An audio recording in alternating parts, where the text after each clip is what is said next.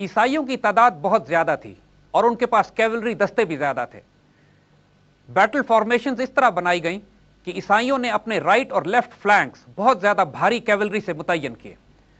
मुसलमानों के राइट और लेफ्ट फ्लैंक लाइट कैवलरी थी, मगर मुसलमानों का मरकज मजबूत था, और रिजर्व दस्ते जो यूसुफ ने पीछे छुपा के रखे हुए थे वो अपनी जगह पर थे। 30,000 की फौज तकरीबन 80,000 के लश्कर से टकराने वाली थी। जंग शुरू होते ही ईसाइयों के राइट फ्लैंक ने इतना शदीद हमला किया कि मुसलमानों का लेफ्ट फ्लैंक तकरीबन शैटर होकर रह गया। सिमिलरली मुसलमानों का राइट फ्लैंक भी दुश्मनों के लेफ्ट फ्लैंक के शदीद दबाव में था। उनके भारी कैवलरी दस्ते मुसलमानों की लाइट कैवलरी पर गालिब आ रहे थे। यूसुफ बिन ताशफीन ने जब यह देखा कि जंग का पांसा मुसलमानों के खिलाफ पलट रहा है, तो तवक्को से बहुत पहले अपने रिजर्व दस्तों को लॉन्च किया और उनको बराह रास्त उस हल्के सेंटर की तरफ लॉन्च किया कि जो ईसाइयों का मरकज था। ईसाइयों का मरकज कमजोर और फ्लैंक्स मजबूत थे। इस गलती का फायदा यूसुफ ने फैसला कुन तरीके से उठाया। अपनी तमाम ताकत को जब उसने दुश्मन के मरकज में झोंक दिया तो मरकज उखड़ गया और मुसलमान फौजें दुश्मन के पुष्ट पर पहुंच गईं। इस सूरत हाल को देखते ही जो कैवलरी अटैक कर रही थी दुश्मन की मुसलमानों की सफों पर, वो पलटी और इस कंफ्यूजन में दुश्मन की तमाम सफें उखड़ गईं। मुसलमानों ने अब चारों तरफ से ईसाई फौज को घेर लिया था और एक शदीद कत्लेआम शुरू हो जाता है। इस जंग में भी एक कॉम्प्रिहेंसिव स्लॉटर होता है और आखिरी आदमी तक ईसाई फौज को कत्ल कर दिया जाता है। इस जंग के नताइज इतने हैरत अंगेज होते हैं कि 80,000 के लश्कर काट दिया जाता है। अल्फांसो सिर्फ 500 सवारों के साथ जान बचाकर भागता है।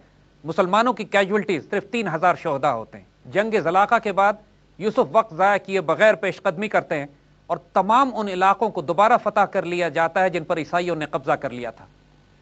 आइबेरियन पेनिनसुला और मुस्लिम अंदलूसिया एक दफा फिर मुकम्मल तौर पर मुसलमानों के कब्जे में आ जाता है। इस जंगी मुहिम को मुकम्मल करने के बाद यूसुफ ज्यादा देर हिस्पानिया में नहीं रुकते और वापस अपने मरकज मराकश में आ जाते हैं। मगर थोड़ी ही देर के बाद ताइफा के बाकी तमाम बादशाह आपस में फिर एक दूसरे से उलझ पड़ते हैं और वही तवाइफुल मुलूकी शुरू हो जाती है जिसके फितने को खत्म करने के लिए यूसुफ को दाखिल होना पड़ा था। यह वो कैफियत होती है कि मुसलमान क़यादत बदतरीन जाहिल बदकार लोगों पर मुश्तमिल होती है। ना उसको उम्मत की इज्जत और आबरू का ख्याल होता है, ना उसको उन खतरात का एहसास होता है कि जो खारजी तौर पर मुसलमान मिल्लत को लाहक होते हैं। मुसलमान उलमा अंदलूसिया के भी और अफ्रीका के भी यूसुफ बिन ताशफीन से दरख्वास्त करते हैं कि आप एक दफा फिर जाइए और इस फितने को खत्म कीजिए। यूसुफ इस वाक़े के बाद 2-3 दफा अंदलूसिया जाते हैं और फितनों को दबाने की कोशिश करते हैं, लेकिन ताइफे के सरबराहान इस कदर नापाक होते हैं कि इनमें से कोई भी मुसलमानों के मफाद में काम करने को तैयार नहीं होता। सबके वेस्टेड इंटरेस्ट अपनी अपनी छोटी छोटी सिटी स्टेट्स में महदूद होकर ईसाइयों से फिर मदद तलब करते हैं एक दूसरे के खिलाफ।